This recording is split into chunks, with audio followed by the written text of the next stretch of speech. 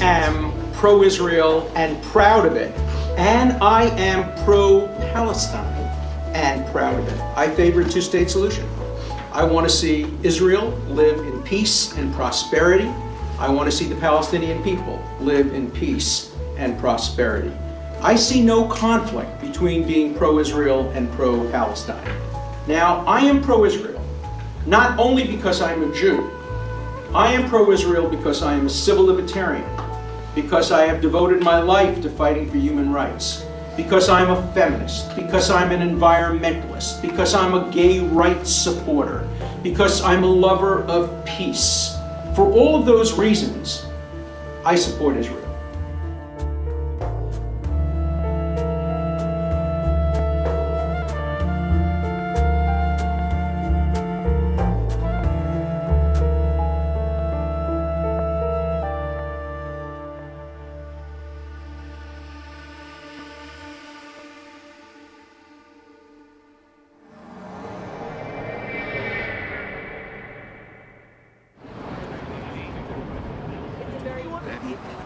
When Jimmy Carter wrote his book, he said he wanted to write his book to stimulate a debate. So the first thing Brandeis University did was invite him to debate me.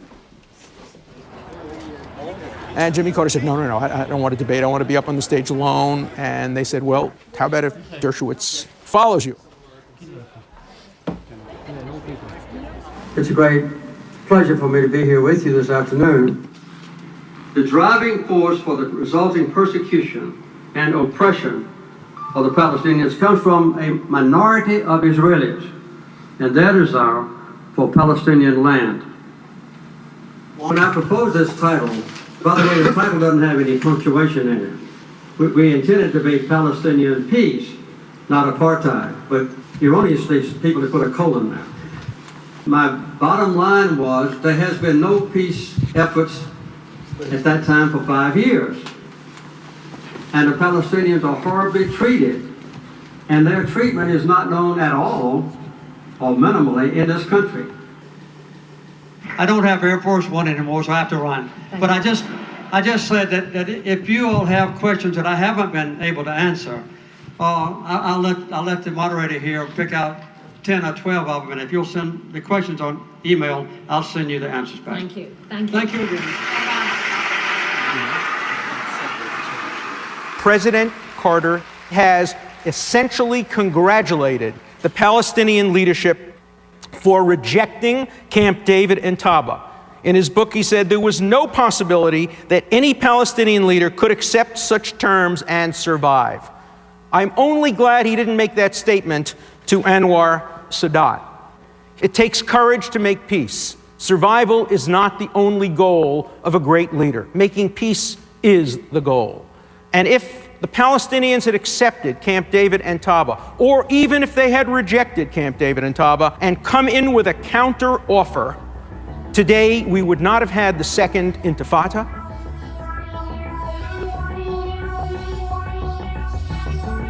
There would not be a security barrier. There would not be anything that President Carter could correctly or incorrectly, and I believe incorrectly, call apartheid. We did not hear today anything about the fact that the Palestinians could have had a state in 1938. The Israelis would have had a sliver along the coast, and the Palestinians could have had 80% of what is now Israel. They said no, because the Palestinians wanted there to be no Jewish state more than they wanted their own state. They could have had a state. They had a state in 1948, when Israel got 55%, but 40% of the arable land in that area, and the Palestinians got a majority of the arable land and about a little less than half of the total land. New York, Friday, May 14, 1948. The United Nations General Assembly is in special session. Opposing the United Nations' decision to partition Palestine are the Arab states led by Syria's Faris el-Khoury. This plan is complicated. It is very hard to implement. It does not conserve peace. It would lead to bloodshed. There are many difficulties. The Jewish representatives on the other side are waiting for their hour of destiny. The minutes of Britain's mandate are ticking to an end. The Palestinians, with all the other Arab states, invaded Israel and said, "We don't want a state. We're happy to be occupied by Jordan and Egypt. We just don't want there to be a Jewish state. Will those in favor of this draft resolution please signify by raising their hands? They could have had a state in 1967 when Israel, you won't find this in President Carter's book, accepted resolution of the United Nations 242. It's not there.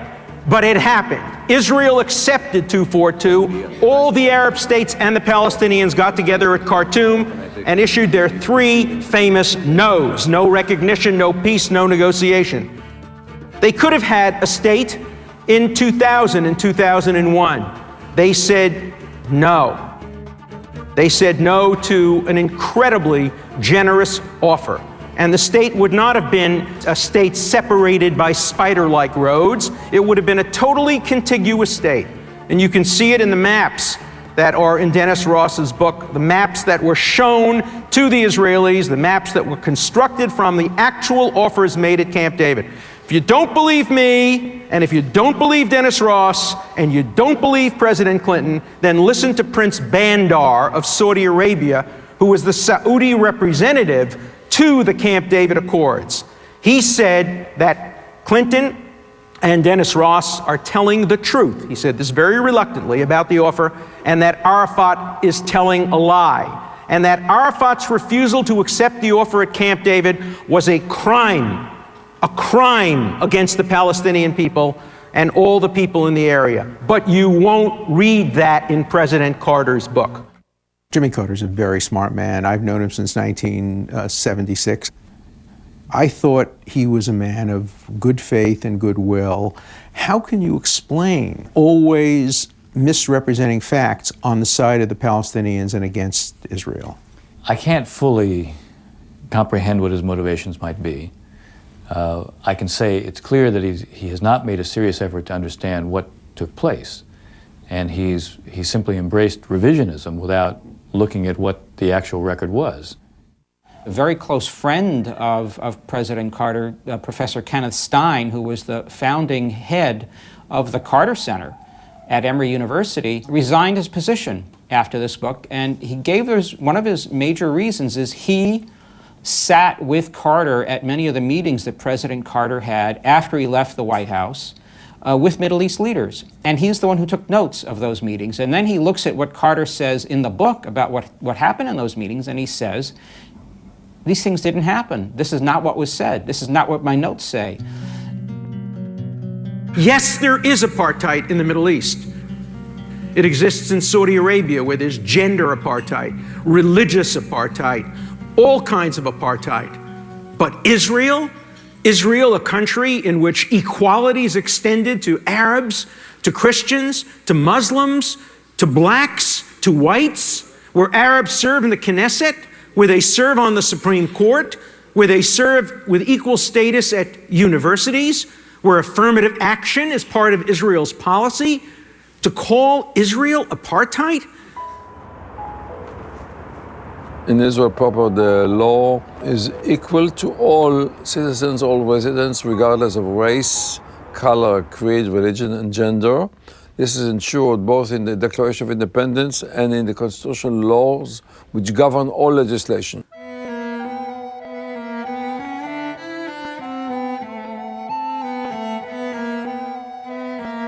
Oh, but you hear from students, Jews were colonialists, like the British in India or the French in Algeria.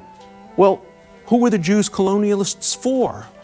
They came from Poland, they came from Russia, they came from Lithuania. Were they carrying the Polish flag? They left that far behind. They were immigrants.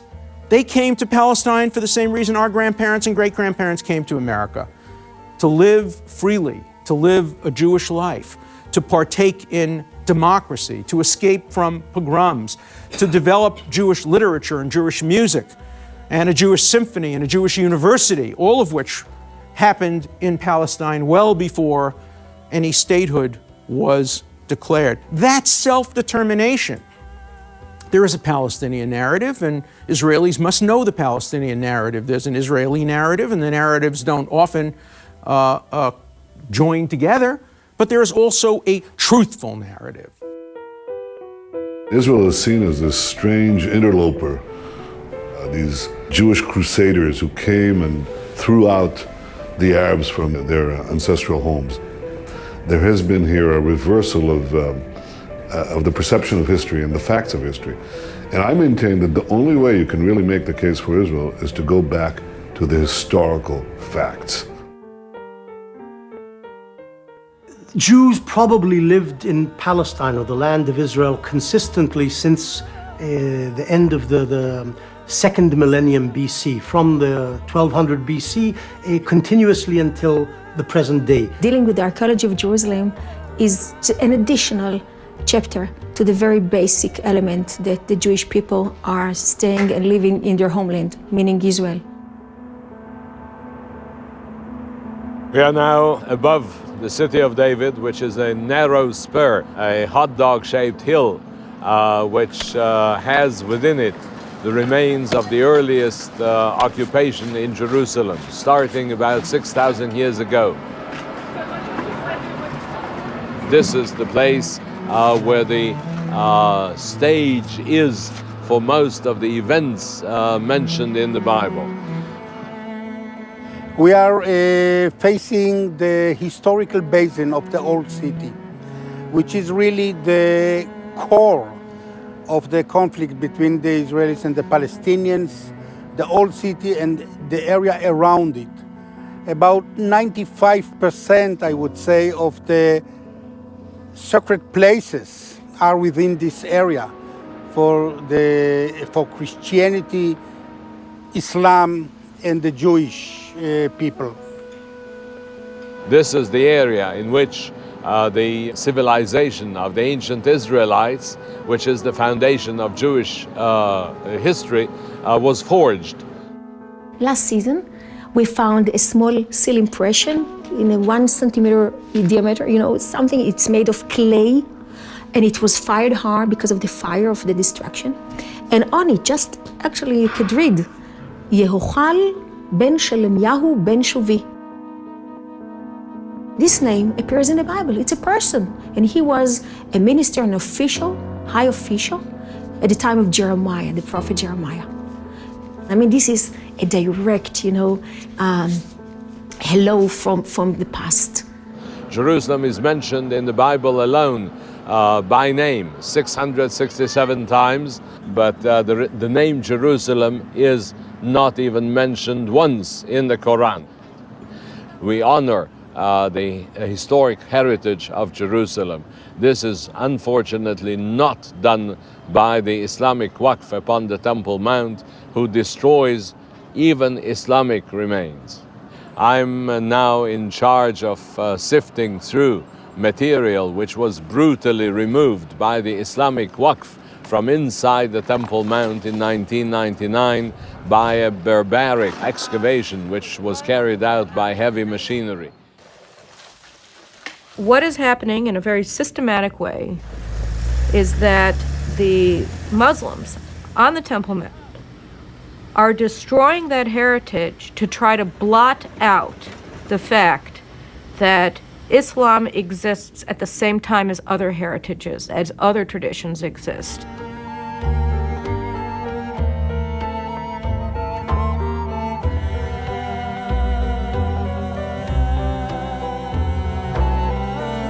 We are not acknowledging that when they have digs under the Temple Mount that are destroying the artifacts of the Second Temple, what they are trying to do is destroy human heritage. In my judgment, if Israel were to turn over the old city of Jerusalem to the Palestinian Authority, the outcome would be disastrous for the holy sites, because we have seen across the Middle East, the Bamiyan Valley in Afghanistan, to the Shiite mosques in Iraq, to Joseph's tomb in Nablus, that radical Islam shows no tolerance for the holy sites of other faiths.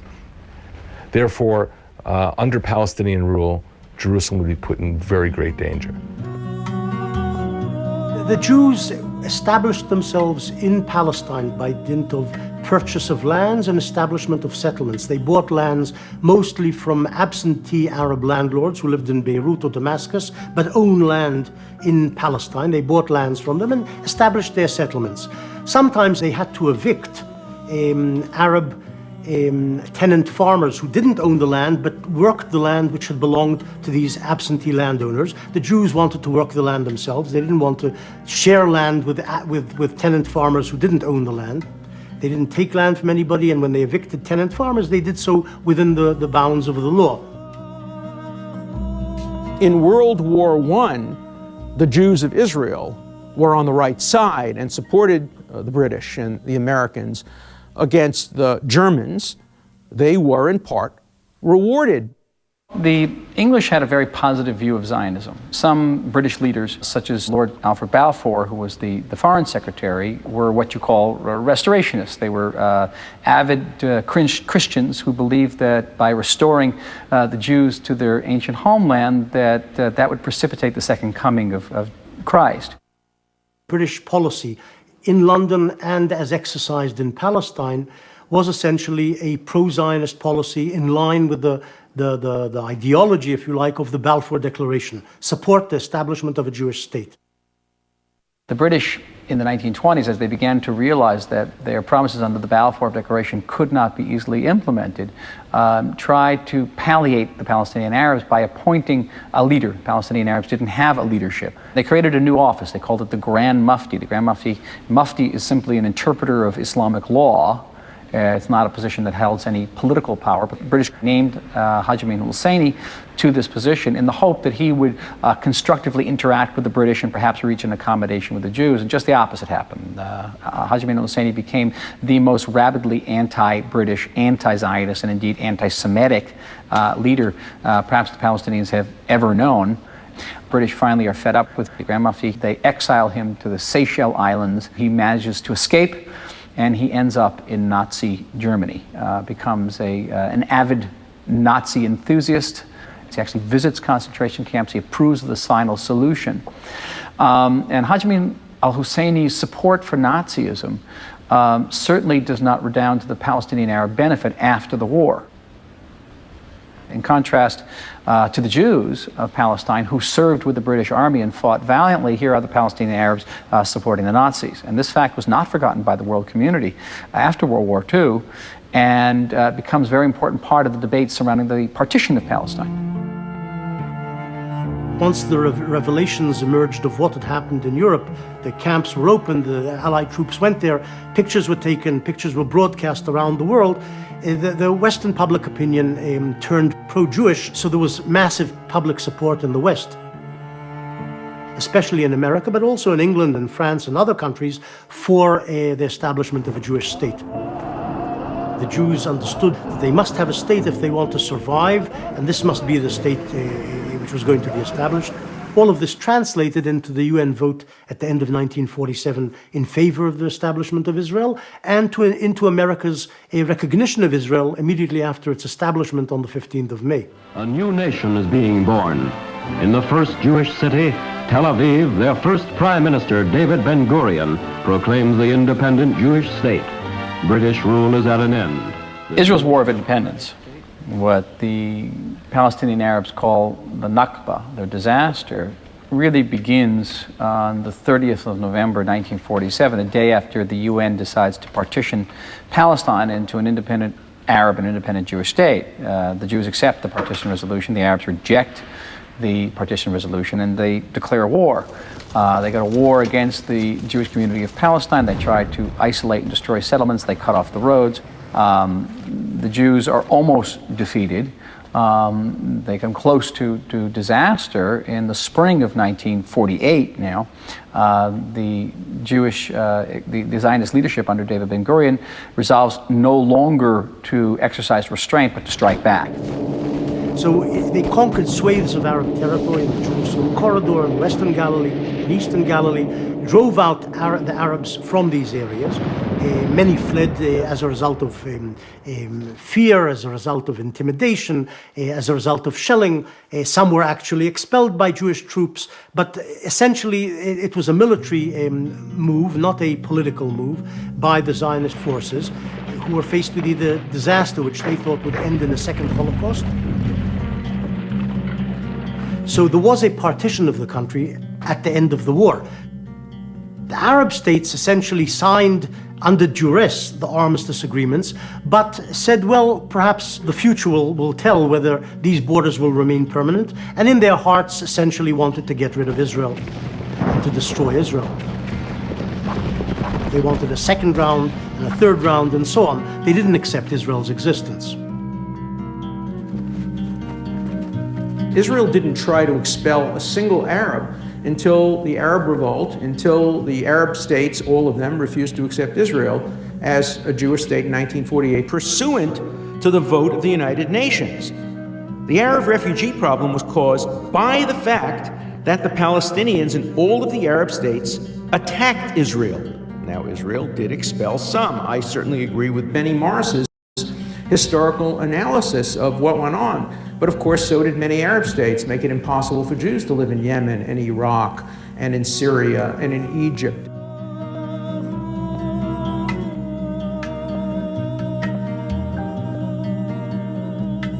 Then there was essentially an exchange of population where the approximately 850,000 Jews from Arab countries who were essentially forced to leave became refugees, and similarly, approximately 700,000 or so Palestinians became refugees.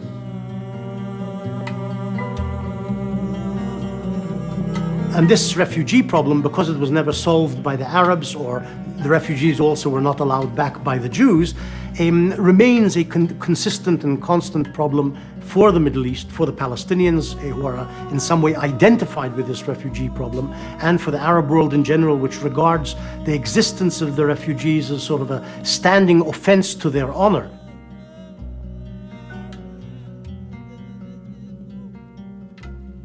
What the Arabs have done here very cleverly is turn the result of their aggression into its cause.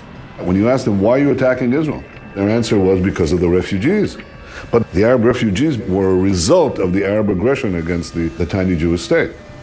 The Arabs say it's the territories that are the reason for the conflict. But you forget that before the Six-Day War of 1967, before the Arabs ganged up to attack Israel, we weren't in those territories. We came into these territories as a result of a war forced on us from them by the Arabs. With the Palestinians, the Israeli government in the summer of 1967 explored the possibility of creating an autonomous Palestinian entity in the West Bank, and an entity that could transform into an independent state. But the Palestinian leadership on the West Bank turned the Israelis down as well, saying that if they made any agreement with the Zionists, the radicals would kill them. And the radical they mentioned by name was Yasser Arafat. From this, through this barrel, we can get all what we want. And so today the Palestinian position, even again of the most moderate Palestinians, still demands the return of millions of refugees and their descendants into pre-1967 Israel, as the borders that existed as of June 4th, 1967. Now, if that is carried out, then Israel will have an Arab majority, will cease being the Jewish state. So it's an existential issue for Israel, and therefore every Israeli government and every American government has rejected that demand from the Palestinians.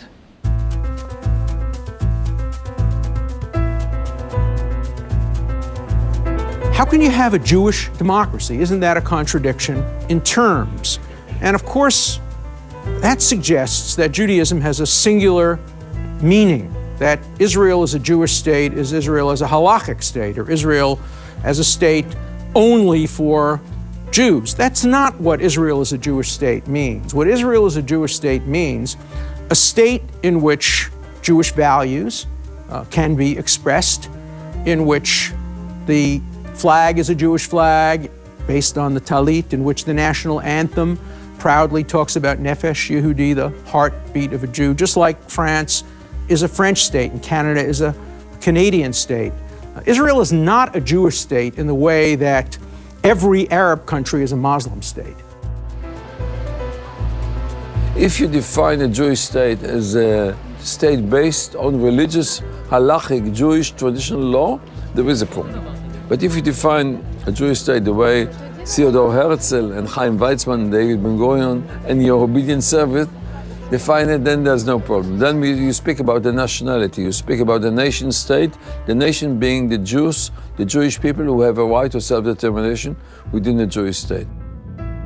In a sea of totalitarianism and dictatorship and extremism, we are an island of sanity and the outpost of democracy.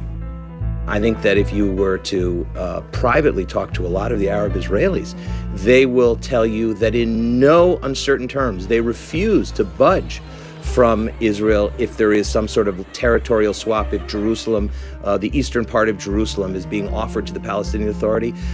Arab Israelis in Jerusalem are saying, no way, we're not moving. And the reason they're saying they're not moving is that with all the problems of being an Arab in a Jewish Israeli reality, they understand what it is to live in a free country. They understand what it is to be able to gather and worship freely and speak freely, and in fact have representatives in the Knesset. We are misjudged. Again, not to say that we don't make our mistakes, but at least we have tools in Israel to deal with our mistakes.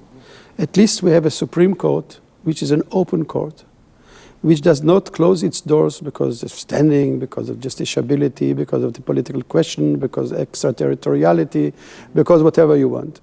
You have an open court, and you have a legislature and an executive branch who fulfill what we say.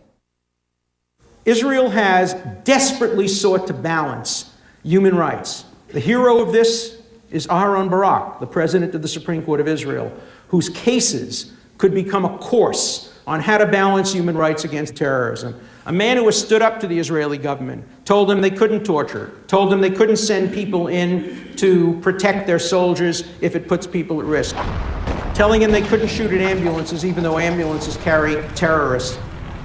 This is a country far better than our own, who has a Supreme Court far better than our own. I would trade our Supreme Court for theirs in a minute, and I'd throw in 3 outfielders to be picked later.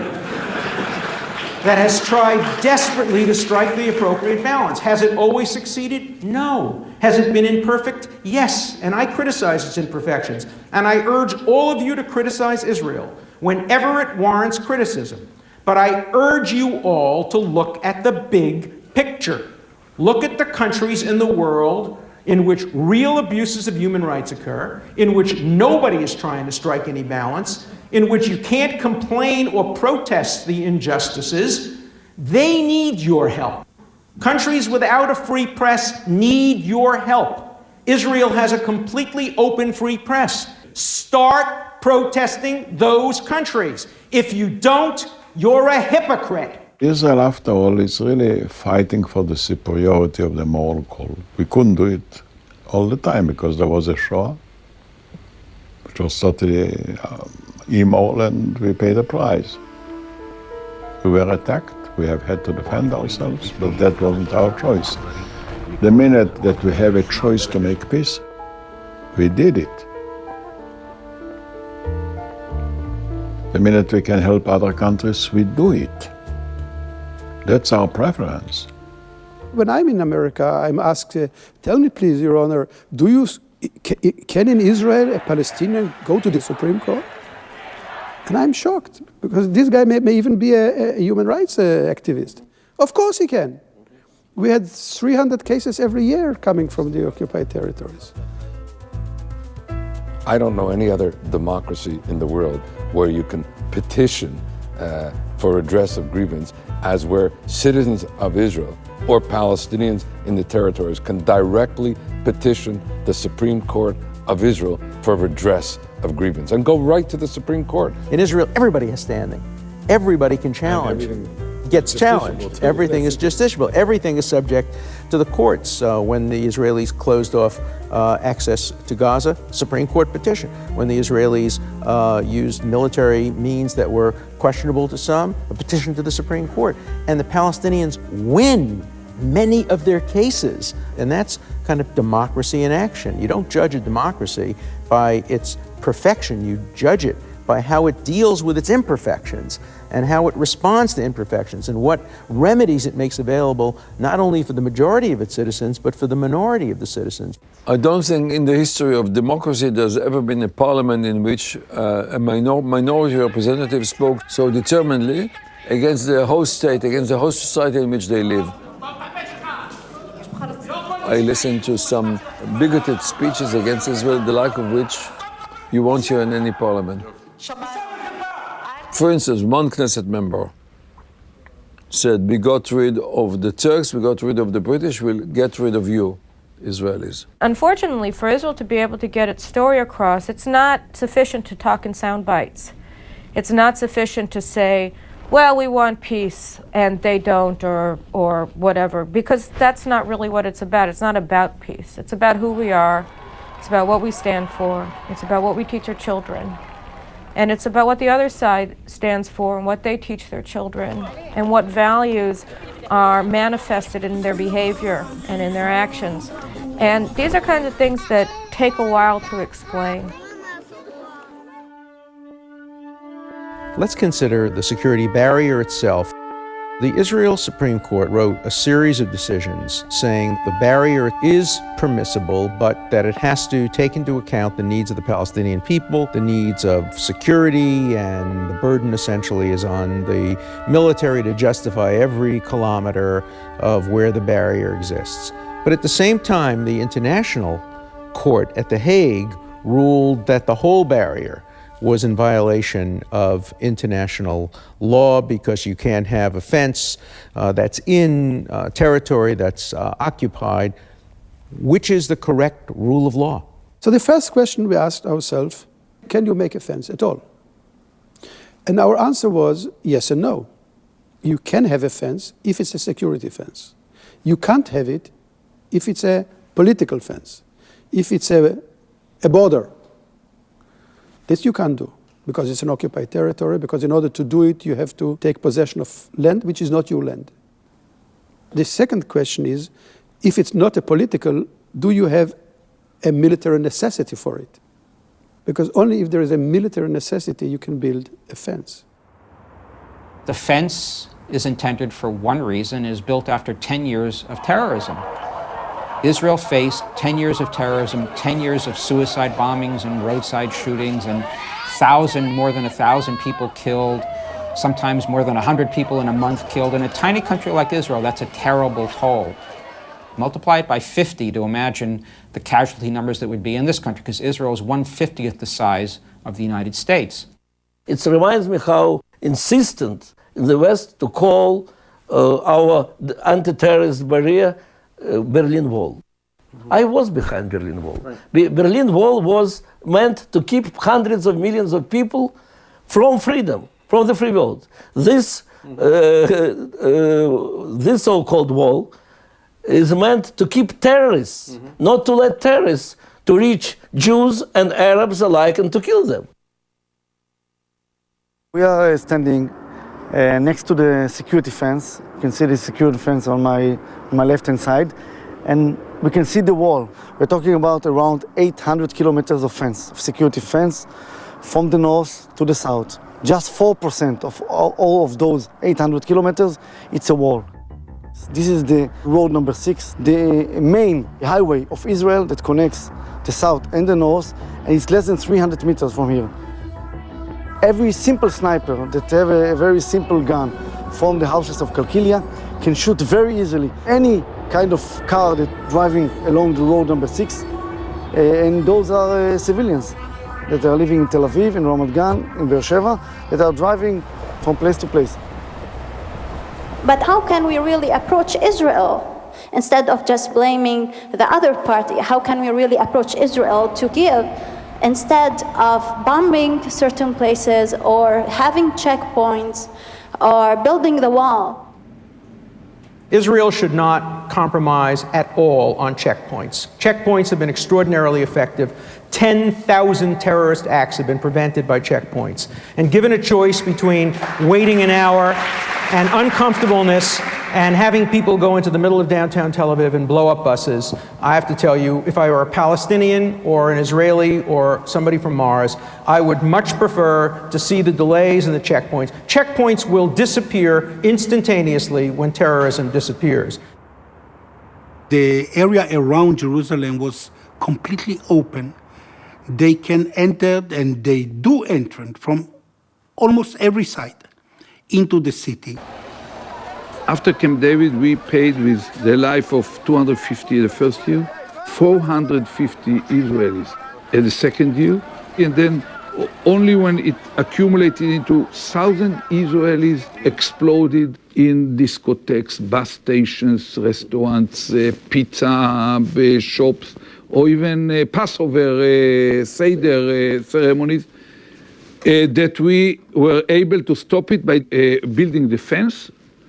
So basically, the only solution in the long term is to have completed fence.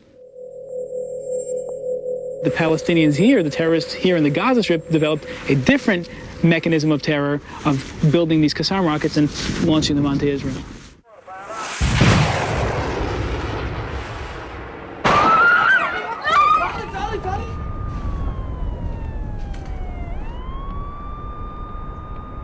That white fence you see is the internationally recognized border between Israel and the Gaza Strip. One of the reasons we have Qassams coming out of this area is because we can't have suicide bombers coming out of this area. It's very hard to cross over this fence, so it's not that Israel likes sending in soldiers or planes bombing areas into the Gaza Strip. It's that the only way to stop a Qassam is stopping it while it's still on the ground, or rather while it's still being fabricated. If it was before the pullout from Gaza, I would have made one kind of argument. Now I won't bother. Now I'll say, well, Israel's not occupying Gaza. Gaza has swiftly become a place from which rockets are launched against Israeli civilians in Sderot without stop. And the Israeli government is not yet ready to go to war over it. So the civilians are having enormous psychiatric suffering. Concrete structures that have been set up in every corner of this city, because when a Qassam is launched, it will arrive within 40 seconds and be detected within 20. So essentially, when you hear the siren, you have 10 to 15 seconds to find cover. And if you're playing soccer in the soccer field, there's nowhere to hide. And if you're walking to the shopping mall, there's nowhere to hide. And the Israeli government set up these concrete structures so that kids going to school or going to play soccer can hide under when they hear this terrible siren going off. And this is what kids have been living with for the past 7 years. Just for everyone to understand, this is a Qassam rocket.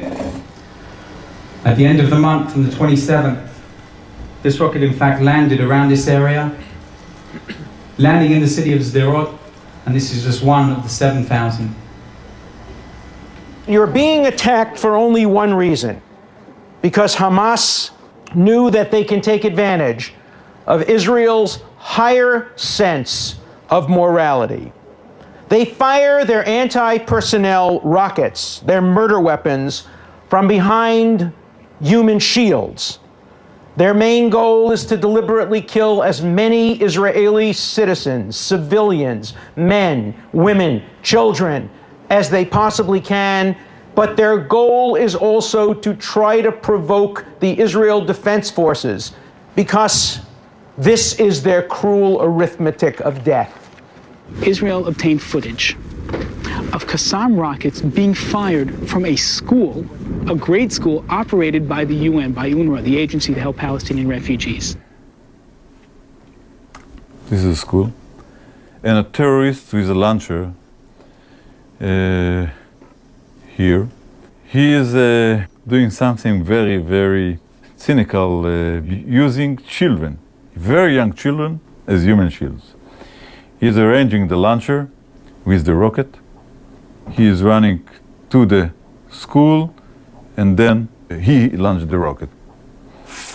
Then we have to decide what we have to do. Are we going to hit the terrorist with 30 or 50 very young children or not? We decided not to hit the terrorists, but you can see how they behave. The moral issues that are really concerning me as the Air Force commander is really concerning all our people. שלושה ילדים בהמשך לא לבצע פה. 3 ילדים בהמשך הציר הזה לא לבצע פה. קיבלנו.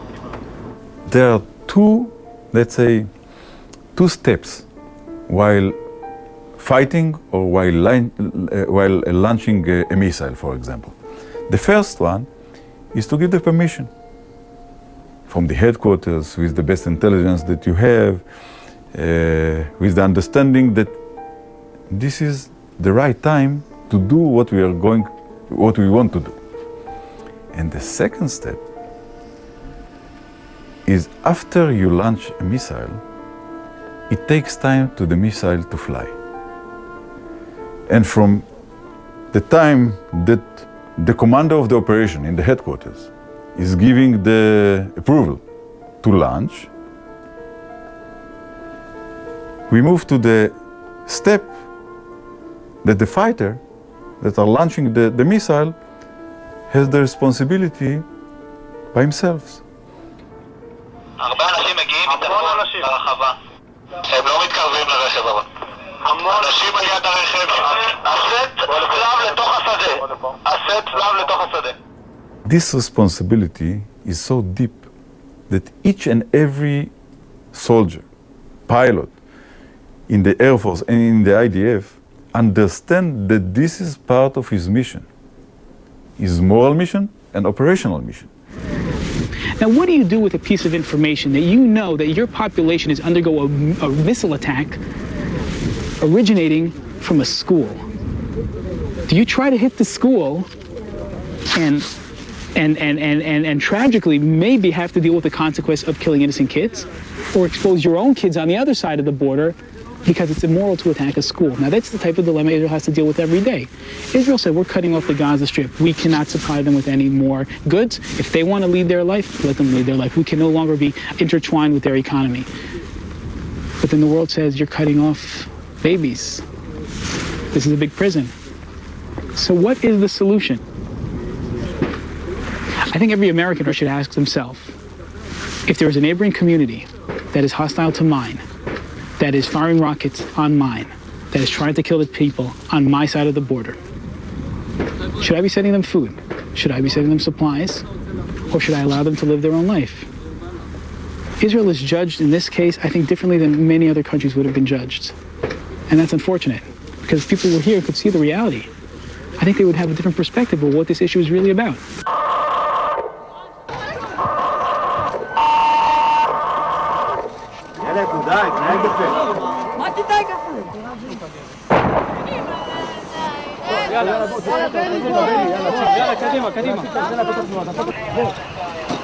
This concept that was very popular in Israel of unilateral withdrawal as an attempt to show the Palestinians were headed towards peace, were willing to give back land even without negotiating, that used to be a popular notion in Israel. I think today there are much less people that are willing to support such a concept.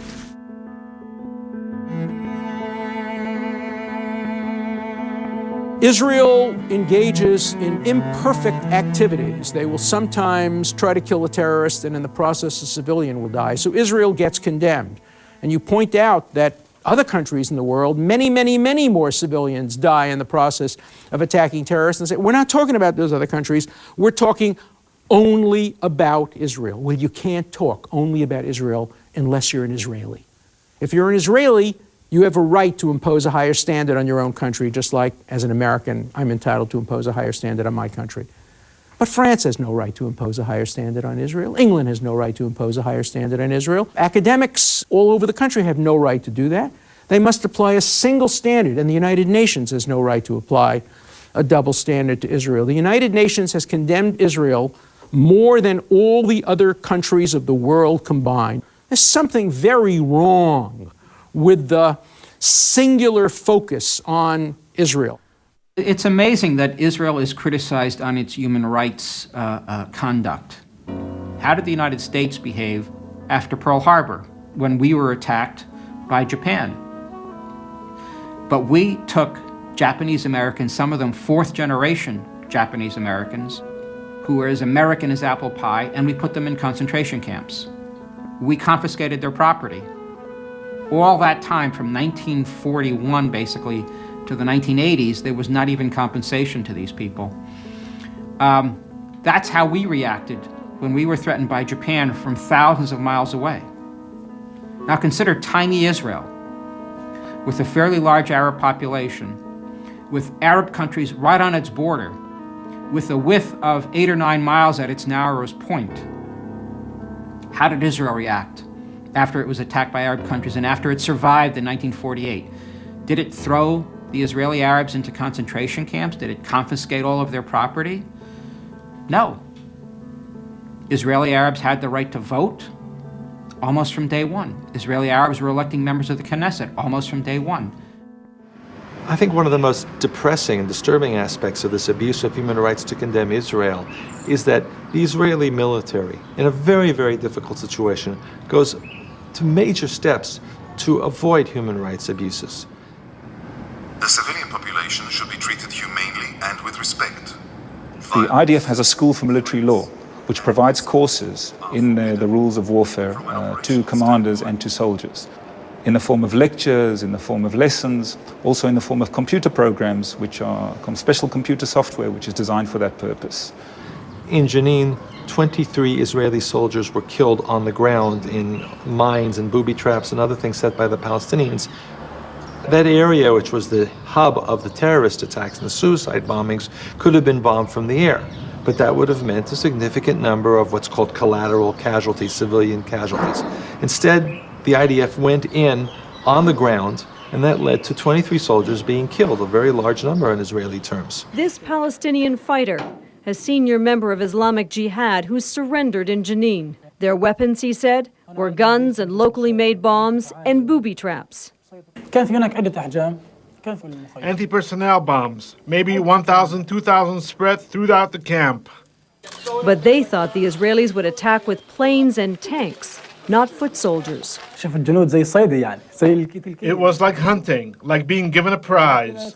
I couldn't believe it when I saw the soldiers. The Israelis knew that any soldier who went into the camp like that was going to get killed. Not only is Israel singled out for this for this labeling, for this tarring of it as a terrible human rights oppressor, as the worst human rights oppressor in the world, when you look at what goes on in Arab countries, in Syria, for instance, in Saudi Arabia, even worse in Sudan and Darfur, true genocides going on, the idea of singling out Israel is truly surreal.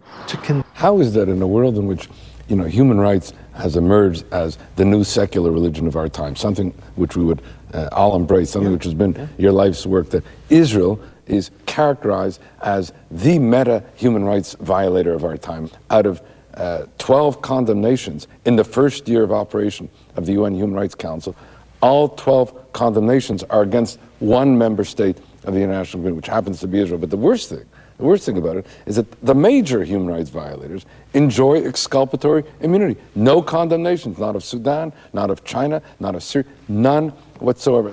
Let's look at the period of the Lebanon War, 2006. I don't think Human Rights Watch did anything for 2 months except condemn Israel. There were no reports on Sri Lanka, even though there were as many people killed in Sri Lankan bombings and attacks as in the Lebanon-Israel war.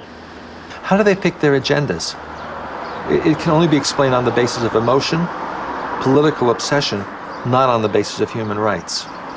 If you compare other nations, democracies at war, including the war in Iraq and Afghanistan, Israel has a close supervision of the Supreme Court on everything. In Israel, you couldn't have a Guantanamo because the jurisdiction of the Supreme Court extends to everywhere where there are Israelis. And there's nothing outside the jurisdiction. There's nothing which is out of bounds for the Israeli Supreme Court. I think Israel, who was under terror, not in September 11, but in September 10, in September 9, and September 13, and September 14, Israel, through all its organs, but I'm talking from the judicial point of view, is doing what it can, I think, in order to have the proper balance between security and rights. The proper balance not outside the law, but inside the law. It is interesting that Israel always seems to be the one singled out. I gave a speech a year ago in London, and I asked a question. I said, I must have missed something.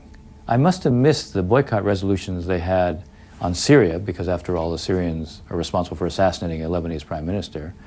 I must have missed the boycott resolution of the Arab League, because after all, one of their members is responsible for a genocide in Darfur. I must have missed the boycott resolution of the Chinese, who have protected the Sudanese government as one tries to stop a genocide in Darfur. So I must have missed all those resolutions, didn't I? Well, if I didn't, I have to ask the question, what's different here? Why is Israel singled out?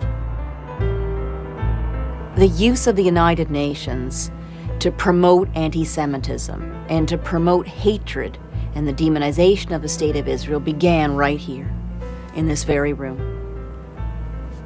Here we are in the General Assembly Hall where so much promise, so many expectations for combating the worst forms of hate and intolerance. Back in 1947, when UN General Assembly Resolution 181 was adopted, the majority of the members of the new United Nations were either democracies or allies of democracies. To get into the UN back in 1945, you had to declare war either on Nazi Germany or Imperial Japan. And even if you were not a democracy, like the Soviet Union or Saudi Arabia, you still deferred to the values of the democracies. So when the Universal Declaration of Human Rights came up for a vote, the Soviet Union and Saudi Arabia decided to abstain and not vote against, because the primary values of the early UN were the values of the democratic West. Fast forward to 2008, it's a different UN. You now have 194 countries. Most of these countries are not democracies, and most are driven to see the establishment of a world order which will support their interests, and their interests are preserving the rule of their leaders. In early September 2001, there was a gathering in Durban, South Africa, the UN Conference on Racism and Xenophobia. The main part, the most damaging part of that conference, which most people now refer to as the infamous Durban Conference, was the NGO Forum. 1,500 non-governmental organizations, most of which had the term human rights somehow in their titles or in their charter: Human Rights Watch, Amnesty International, International Commission of Jurists, superpowers, plus dozens of Palestinian groups and many from Europe gathered to declare Israel an apartheid state, to develop what's called the Durban strategy of 4 stages: isolation of Israel, sanctions, boycotts, to take Israel through the steps to become the new apartheid model, to totally delegitimize Israel. And this was at the same time that dozens of Israelis were being killed in bus bombings and other major attacks. This was the exact abuse of human rights, the exact inverse, the opposite of what human rights and morality should be all about. These places and these gatherings are indeed platforms for nothing else but Israel bashing. And I really believe that anti-Israelism is the new anti-Semitism. Israel, at the end of the day, is the Jew among nations. And while it may not be bon ton and it may not be very popular and certainly not politically correct to be anti-Semitic, it's okay to be anti-Israel. In 2007, the General Assembly adopted 20 resolutions condemning Israel, and only 5 or 6 condemning any other country remotely to do with human rights violations. Of all 192 countries, member states of the UN, the UN apparatus is set up in such a way to focus on the state of Israel. There is, in the UN, a division devoted to Palestinian rights, the only division devoted to a single people anywhere. There is a committee on the inalienable rights of the Palestinian people. That committee was formed the same year that the UN adopted in 1975 the Zionism as Racism resolution. The vote of each delegation will record in history its country's stand on anti-Semitic racism and anti-Judaism. This resolution, based on hatred, falsehood, and arrogance, is devoid of any moral or legal value. United Republic of Tanzania. Si. Yes. United States. No. German Democratic Republic. Yes. 72 voix pour, 35 voix contre, 32 abstentions. Le projet de résolution est adopté. The United States rises to declare before the General Assembly of the United Nations and before the world that it does not acknowledge, it will not abide by, it will never acquiesce in this infamous act. A great evil has been loosed upon the world. And it's still going strong.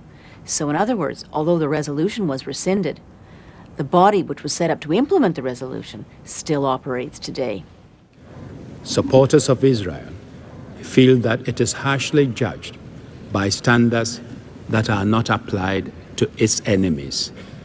And too often this is true, particularly in some UN bodies.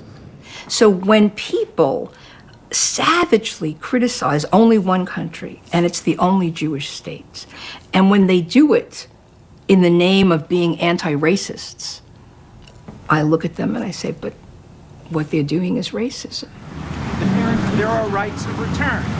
There is a right of return, perhaps, that Pakistanis have to India. Indians have to Pakistan, people from the Sudetenland. But in fact, in history, there have been many exchanges of population. Jews leave. Free speech. Free speech. You don't even need to hear from the Israeli Law Journal article that you can hear, and it's on the last few pages. Palestine will be free. Palestine will be free. I understand why people who love oil don't support Israel. I understand why people who are Islamic zealots don't support Israel. I do not understand for the life of me why a person committed to human rights, feminism, environmentalism, gay rights would go against the one country in the Middle East that has all of those things and support countries that have none of those things. It just makes no sense.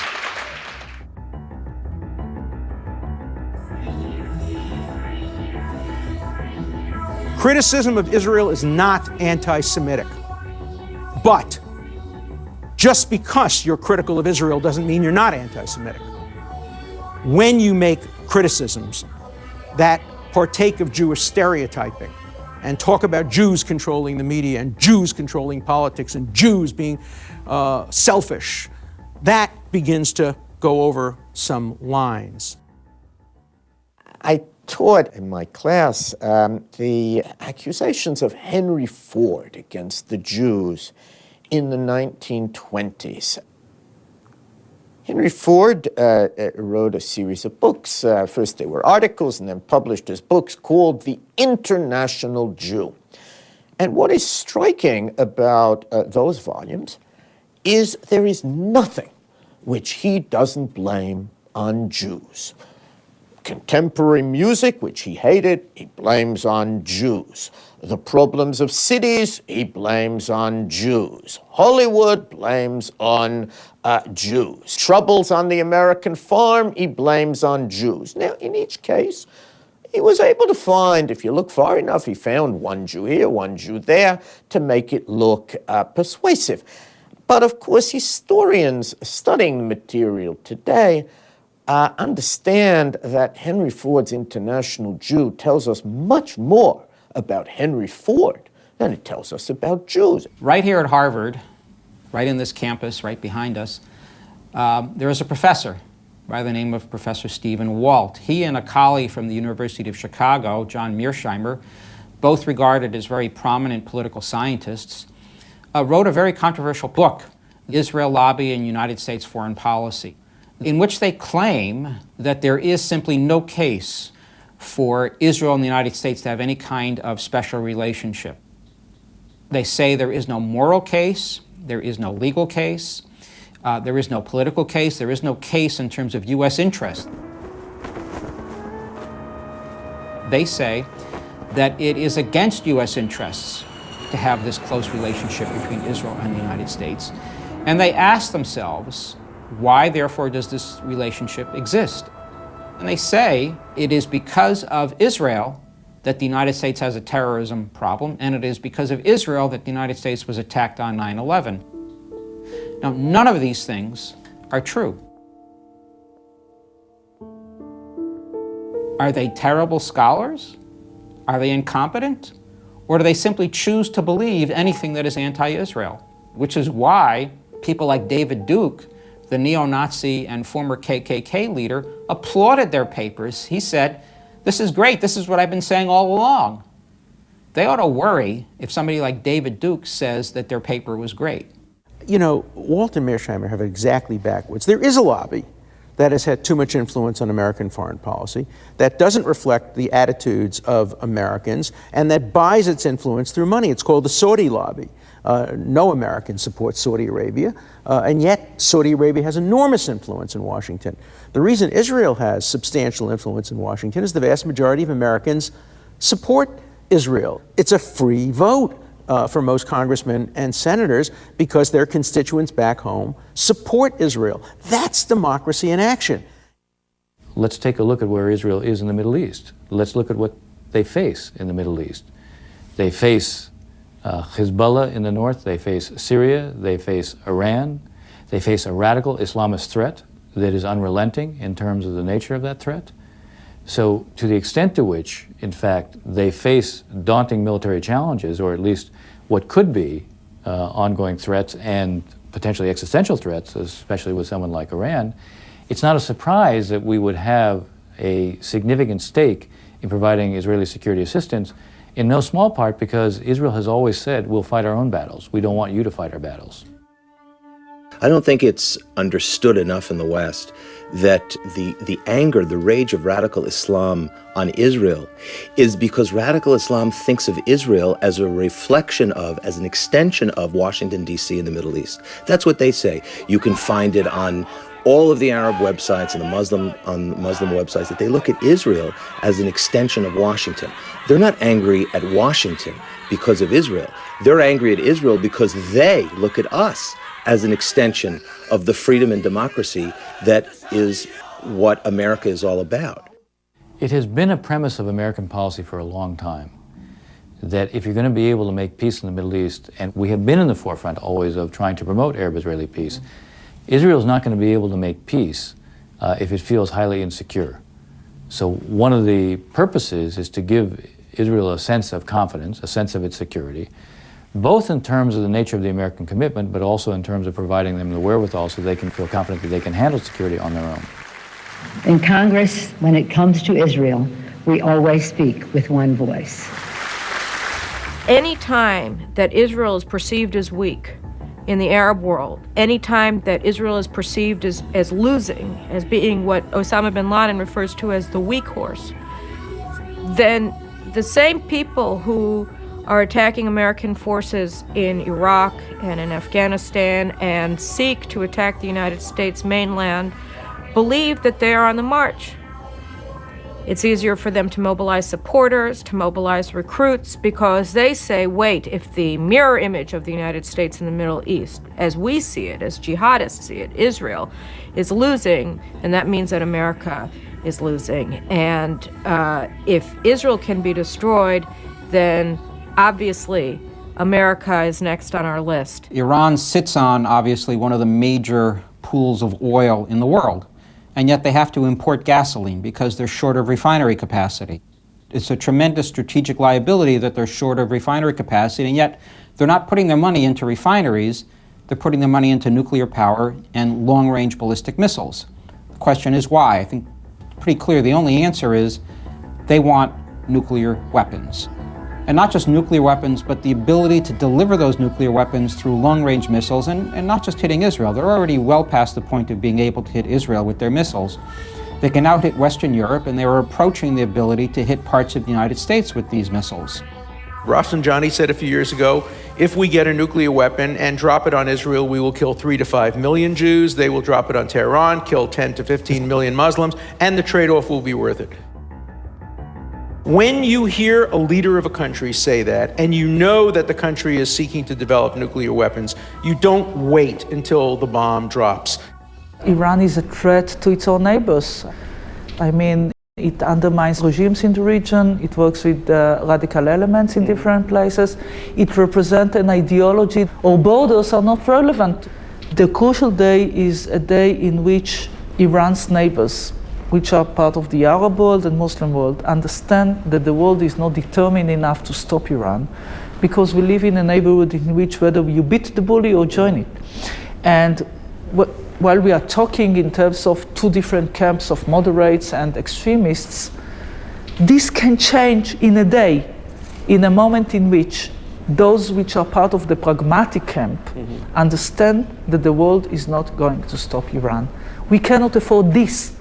Iran is the most vivid, real, imminent threat to world peace and security, not just to Israel. And some people tell me, this Ahmadinejad, he's crazy. Don't pay any attention to him, Now, we paid a very high price for thinking leaders were crazy and for disregarding what they're saying. And had we listened more carefully in the 30s, maybe we could have avoided the Holocaust or even World War II. But, when Chamberlain said, I have a piece of paper here, he believed he struck a deal with Hitler. And people who are trying today to appease Ahmadinejad or to discount him and say, look, he doesn't really mean it. To all those people, I have only one answer. Don't believe us. Don't listen even to the Americans. Listen to him and take him at face value. This man means it. This man is preparing it. This man denies the Holocaust while very diligently preparing the next one. The world cannot and shall not, and I hope will not, live with a nuclear Iran or accept a nuclear Iran.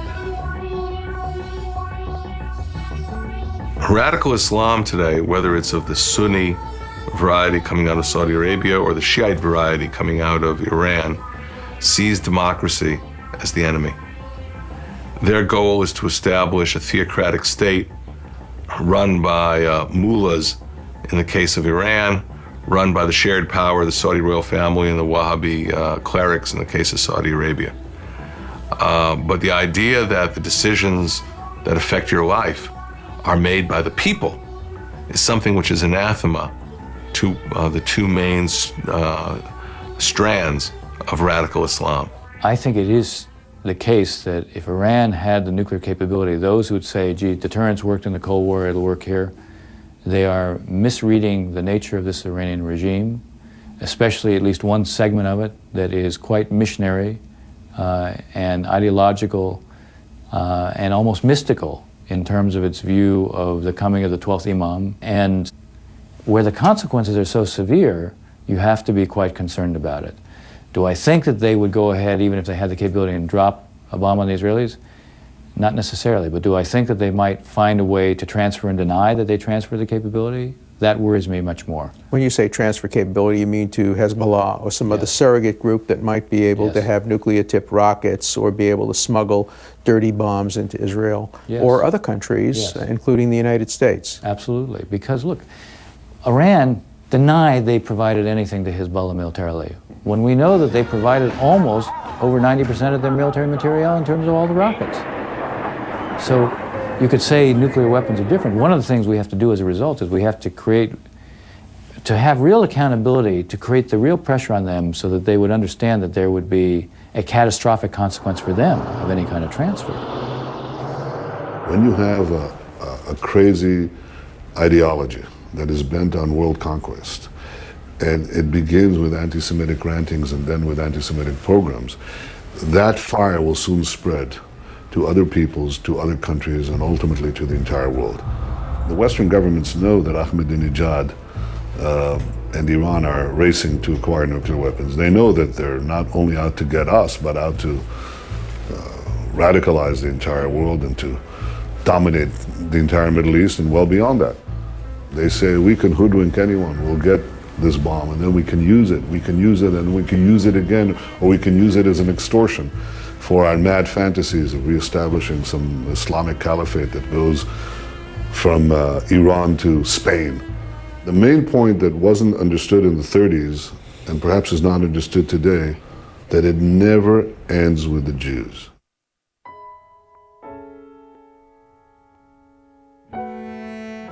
When I speak on college campuses, Most of the students who are on the pro-Israel side are also pro-Palestine. But most of the students who are on the pro-Palestine side are virulently anti-Israel. And that's a key difference. Israeli society has broadly accepted the concept of territorial compromise in a two-state solution. 20 years ago, Israelis said, don't talk to me about a Palestinian state. Now, the vast majority of Israelis accept that. Palestinian society hasn't even started that debate yet. Palestinians have to have that debate among themselves. And then we can start seeing compromises. Not only are the majority of terrorists Muslim, but the vast majority of victims are Muslim. Each and every day, hundreds of Muslims are killed in Iraq, in Afghanistan, in Pakistan, in Algeria, in Morocco, in Sharm el-Sheikh, in Amman. And to me, the most frightening thing is the eerie silence of the Muslim world and of the United Nations, where you don't see a single person stand up and say, enough is enough. You know, it's as if we live in a world where when Christians kill Muslims, it's a crusade. When Jews kill Muslims, it's a massacre. When Muslims kill Muslims, it's the Weather Channel. Our power, our strength is in fact that Israel is the only real, deep, vibrant democracy in this part of the world. And peace will prevail here when we will have as allies among Palestinians, among Syrians, among Lebanese, people who also believe in democracy and freedom. There is a struggle today for the soul and identity of the Palestinians. Will they be a secular national movement, which they have always been, or will they become an Islamist movement? Hamas has taken over Gaza. It is imperative that those who represent a secular national future for the Palestinians and who believe in coexistence will be the ones who will shape the Palestinian future and identity over time. If they do, I remain hopeful about the future. If they don't, then it's a much more, unfortunately, a much less promising, hopeful future. When asked many years ago, when do I think peace will come to this region, to our country and our neighboring countries, I said, the date, I do not know. But I know under what conditions it will come. When there will be a leader, a great leader of an Arab country. He will come and say, or he will wake up one morning and feel sorry for his own people, for his own sons that have fallen in battle. That day will be the beginning of peace between us and them. Let us hope that the peace process that we have started together, Mrs. Meir and me, will continue and flourish on the basis that I have already mentioned to you, which will give satisfaction to every girl, every woman, every man in Israel, in the Arab world. The leadership of the Palestinian people unequivocally stated that they want no Jewish state more than they want a Palestinian state. And as I've said over and over and over again, the day the Palestinian people and their leaders want their own state more than they want to see the destruction of the Jewish state, there will finally be a two-state solution.